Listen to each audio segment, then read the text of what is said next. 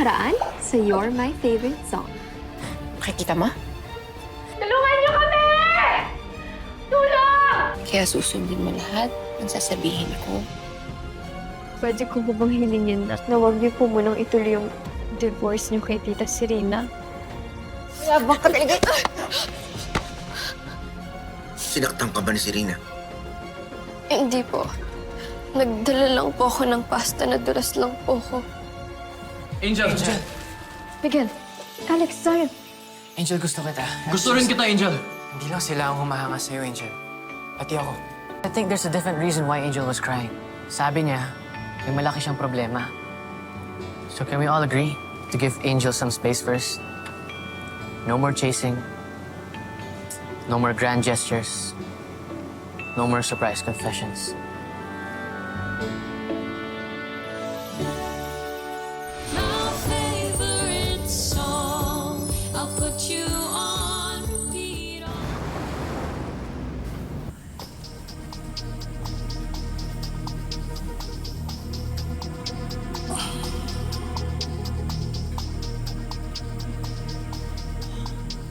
Sigurado ka ba dito, Tyrone?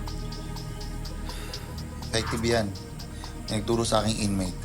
At nirefer na rin nila ako sa isang seller sa black market. Yan yung ginamit niya sa biktima niya. And are you sure na hindi tayo sasabit dito? Huwag ka mag-alala. Hindi tayo mahuhuli.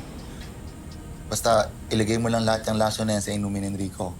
Magmumukha lang siya na inatake sa puso. Walang magdududa at mamatay siya agad. Well, good. Bilang na ang mga araw ni Enrico. And I can't wait na matapos ng bait-baitan ko dyan sa mansyon na yan. And when Enrico dies, I'm just gonna wait for a couple of months. Tapos si Angel naman ang ipapaligpit ko. And when that happens, mapapasakin na lahat ng yaman ng mga Monteverde. Pero Serena, mag-iingat ka. Tandaan mo, maraming kakampi si Angel. Lalo na yung Miguel na yan. Huwag mo siyang mamailitin. Matalino at madiskarte si Angel. I know. I can still remember kung paano si Angel tulungan ni Miguel Miraflor na agawin yung mga clients ko sa resort noon. But this time, I have a plan. And I will make sure na walang matitirang kakampi si Angel. Lalo na yung Miguel na yan. At pagkatapos, anong plano mo sa tatay mo at saka sa kapatid mo? You know, I don't really know. Alam mo, tsaka ako naiisipin yan. In the meantime, make sure na hindi sila makakatakas.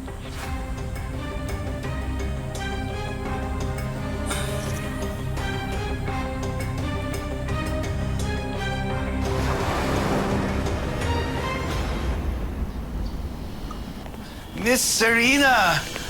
Pumunta pa kayo dito sa pamamahay ko. Sana nagsabi ka para nag-set na lang tayo sa office ng meeting. Neil, actually first time natin mag-meet kasi si Enrico yung palagi mo nakakausap since he's one of the investors sa music label niyo. As you know, anak ni Enrico si Angel. And Angel is Celestine Monteverde.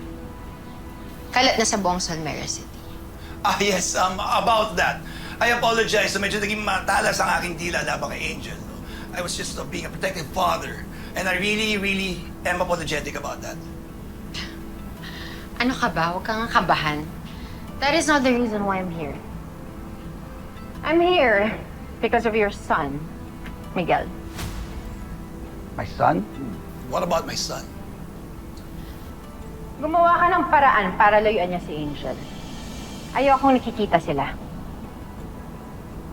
But Miss Serena, I made an agreement with my son na hindi ako ahadlang sa kanila ni Angel na papabayaan ko lang sila.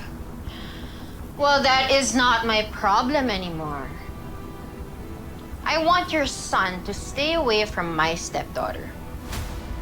I know may mga upcoming investors ka to help your label. And I also know that you lost a lot of money after the hiatus of Siklab.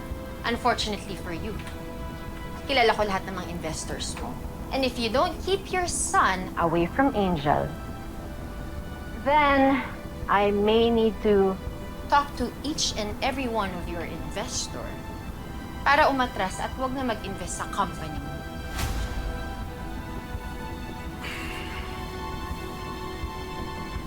I can't afford to lose my company. Gagawa ko ng paraan. I will talk to Miguel. Ayoko nag-uusap sila ni Angel. And since tuloy na naman ang tour ng Siklab sa US, I suggest itago mo muna ang anak mo dun.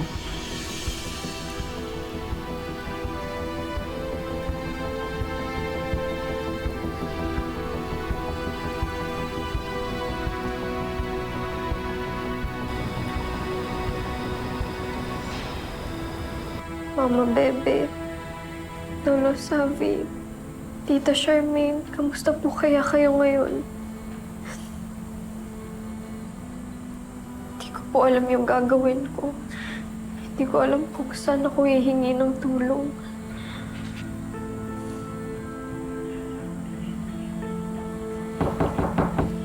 Angel.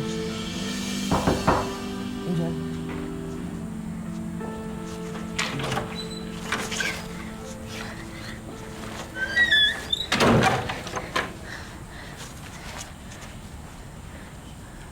Miguel, ginagawa mo dito? Paano ka nakapasok? Pinapasok ako ni Lady Mara.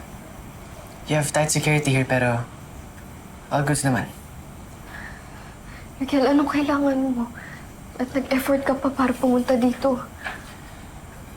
I just came here to check on how you were doing. Di ka na kasi nag-reply sa akin eh. Delivered zone ka din kay Zion. Ayaw mo na ba kaming kausap dahil umamin kami sa'yo? I'm worried, Angel. I feel like we're being a burden. We're sorry. It wasn't our own intention to hurt you. Miguel, wala naman akong problema. Wala rin akong sama ng loob sa inyo. Pero sorry kung tinakbuhan ko kayo last time, ha? Hindi pa kasi ako ready harapin yung mga feelings niyo. But we're not rushing you, Angel. Especially ako. I just said what's needed to be said. And I'm willing to wait and accept whatever your decision is.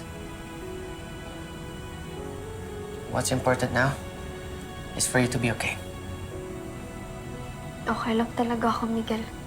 Umuwi ka na. Angel, okay ka lang ba talaga? Angel, I'm always here. And you can always tell me whatever's bugging you. Okay lang talaga ako, Miguel. Umuwi ka na. Ngayong August 1 na ang You're My Favorite Song Fan Meet. Nakasecure ka na ba ng tickets? Kung hindi pa, make sure to check GMA Public Affairs social media pages to know more. Dahil maraming performances at freebies kagaya ng exclusive photos, stickers, at posters. Kaya tara na! Punuin natin ang SM North EDSA Skydome ng tawanan at panibagong memories. See you, babes!